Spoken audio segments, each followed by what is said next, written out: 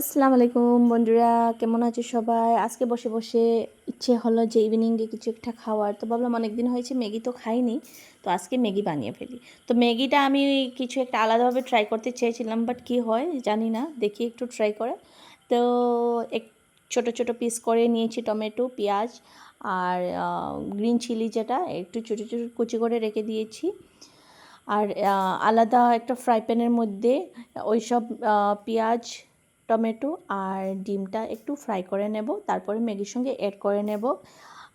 Soupy Maggi বানাচ্ছি, dry না, কারণ আমার ছেলে খাবে, সো ও সুপি ভালো পায় আর ড্রাইটাও ভালোবাসে না, তার জন্য। আর এখানে আমি চিলিটা অ্যাড করিনি, কারণ ঝাল হয়ে যাবে, ও খেতে পারবে না। চিলিটা আমি এক্সট্রা করে আমার ম্যাগিতে আমি অ্যাড করে নেব আমার বাটিতে। সো গাইস, আজকের ম্যাগি রেডি হয়ে গেছে। সুপি দেখতে তো লাগছে অনেক টেস্টি হবে, ভালো হবে। কীরকম হয় আর তোমাদের দেখে কীরকম লাগছে সেটা কমেন্ট বক্সে নিশ্চয়ই আমাকে জানাবে। আর এরকম কিছু কিছু কোনো দিন ইচ্ছে হয়, সো আমি ট্রাই করব যাতে একটা মিনি ব্লগ বানিয়ে সবার সঙ্গে শেয়ার করি। সো আমার বাটিটা রেডি হয়ে গিয়েছে, দেখো আমার বাটিতে আমি কী কী ঢালছি। একটা বাইট নেওয়ার জন্য আমি অপেক্ষা করছি। আর পারছি না, একদম মাস্ত হয়েছে, কি তাড়াতাড়ি বলবো গরম, বাপরে বন্ধুরা, বাপ। অনেক দিন পরে একদম ভালো লেগে ঝাকাস।